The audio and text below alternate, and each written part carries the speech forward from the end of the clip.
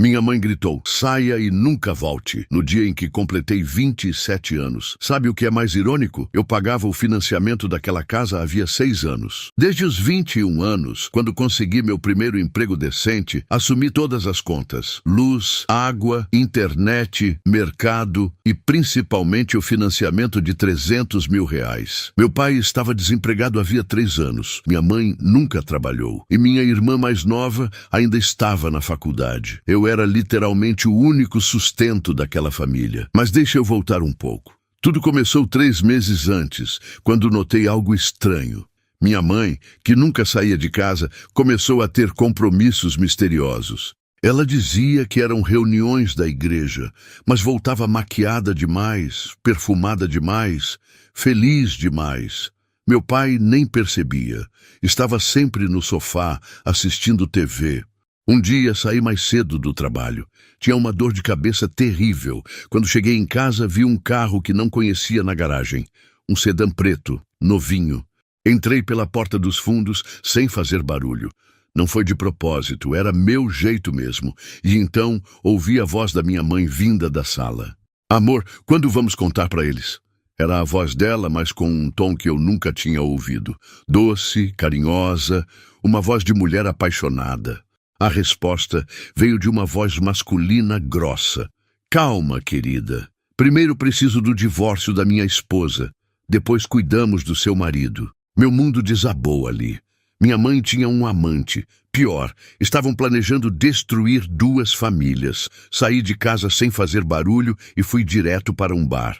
Passei 3 dias processando aquilo. Não conseguia olhar para minha mãe. Ela percebeu algo errado, mas não disse nada. Meu pai continuava alheio a tudo. Então descobri algo ainda pior. Faltava dinheiro na minha conta, R$2 mil. Verifiquei o extrato e vi uma transferência que eu não tinha feito. Minha mãe tinha acesso à minha conta porque eu confiava nela. Sempre deixei que ela administrasse as contas da casa.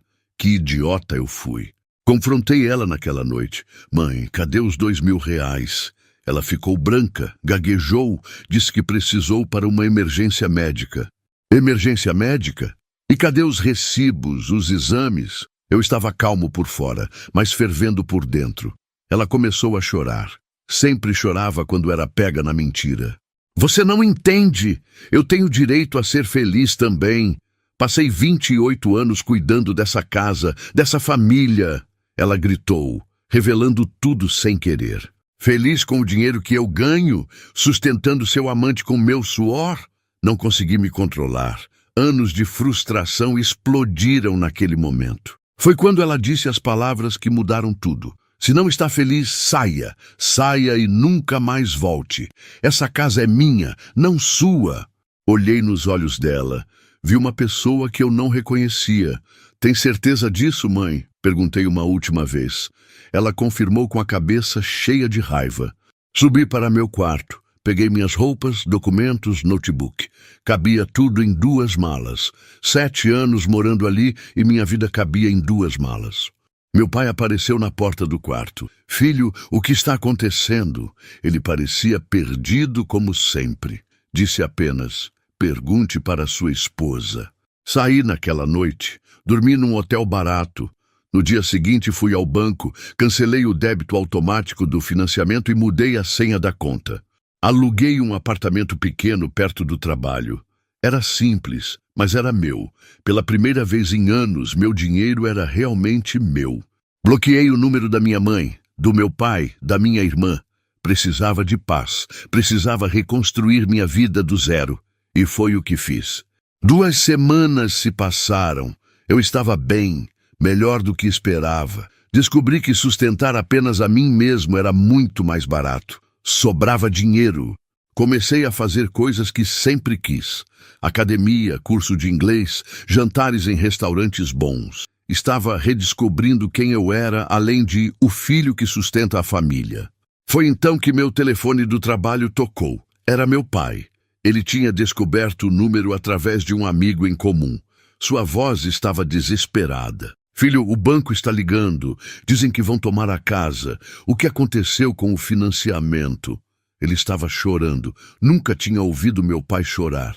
Pai, a mãe me mandou sair e nunca mais voltar. Eu saí, não moro mais aí, não pago mais as contas de lá. Minha voz saiu fria, distante. Mas, filho, você não pode fazer isso. É a nossa casa, ele implorou. Sua mãe não sabia o que estava dizendo. Ela está arrependida. Não, pai. É a casa dela, ela deixou isso bem claro. E sobre o arrependimento, é tarde demais. Eu estava calmo. Tinha processado tudo aquilo. Ele ficou em silêncio por alguns segundos. Então perguntou, quanto tempo temos? Respondi, geralmente o banco dá 90 dias antes de executar a dívida. Filho, por favor, pense na sua irmã. Ela não tem culpa de nada. Essa parte doeu. Minha irmã realmente era inocente em tudo aquilo. Diga para ela me ligar. Posso ajudá-la a encontrar uma república de estudantes, mas a casa não é mais minha responsabilidade. Desliguei. Meu coração estava acelerado, mas minha consciência estava limpa. Durante anos, carreguei aquela família nas costas. Agora era hora deles aprenderem a andar. Minha irmã me ligou no dia seguinte. Estava chorando, mas não estava brava comigo. Eu sei o que a mãe fez. O pai me contou tudo, sobre o amante, sobre o dinheiro. Você sabia?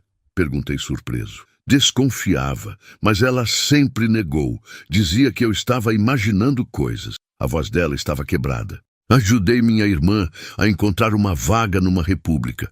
Paguei o primeiro mês para ela. Era o mínimo que podia fazer. Ela não tinha culpa dos erros dos nossos pais. Um mês se passou.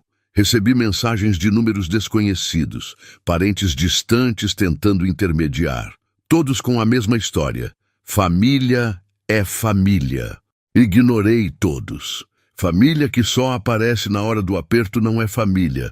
Onde estavam quando eu trabalhava 12 horas por dia para pagar as contas? Então veio a ligação que eu esperava. Minha mãe, usando o telefone de uma vizinha. Reconheci a voz dela imediatamente, mesmo tentando disfarçar. Filho, ela começou, não sou seu filho. Você deixou isso claro quando me expulsou. Interrompi antes que ela continuasse com o teatro. Por favor, me escute. Eu errei muito. Aquele homem, ele me enganou. Disse que tinha dinheiro, que ia cuidar de mim. Era tudo mentira. E daí? Você trocou sua família por uma ilusão. Escolheu um estranho em vez do filho que te sustentou por anos. Agora aguente as consequências. Ela começou a chorar. Aquele choro que antes me amolecia o coração. Mas algo tinha mudado em mim. Eu tinha criado uma carapaça, uma proteção necessária. O banco vai tomar a casa semana que vem. Não temos para onde ir. Seu pai está doente de preocupação. Por favor, volte. Assuma o financiamento de novo. Não. Vocês podem alugar algo menor. O pai pode procurar emprego. Você também. Façam o que eu fiz desde os 21 anos. Trabalhem. Você não tem coração. Eu sou sua mãe, ela gritou. Você foi minha mãe. Abriu mão desse título quando escolheu dinheiro e um amante em vez da família. Desliguei. Bloqueei aquele número também. Precisava seguir em frente. Não podia deixar a culpa me consumir. Eu não tinha feito nada errado. Mais 2 semanas. Minha irmã me contou que eles perderam a casa. Estavam morando com uma tia distante. Meu pai finalmente tinha arrumado um emprego. Salário mínimo, mas era algo. E a mãe? Perguntei. Está trabalhando também, numa loja. Está irreconhecível. Envelheceu 10 anos em 2 meses. Minha irmã parecia triste. Parte de mim sentiu pena. Mas uma parte maior lembrou de todas as humilhações, de como ela me tratava como um caixa eletrônico, não como filho. 3 meses depois da expulsão, encontrei meu pai por acaso no supermercado. Ele estava mais magro, mais velho, mas parecia diferente. Mais vivo, talvez. Filho. Ele disse apenas isso. Ficamos nos olhando por alguns segundos. Pai, respondi. Não havia raiva entre nós. Apenas uma tristeza compartilhada. Você estava certo, ele disse de repente. Nós precisávamos aprender a nos virar. Eu me acomodei. Deixei você carregar um peso que era meu. Todo mundo errou nessa história, pai. Eu também.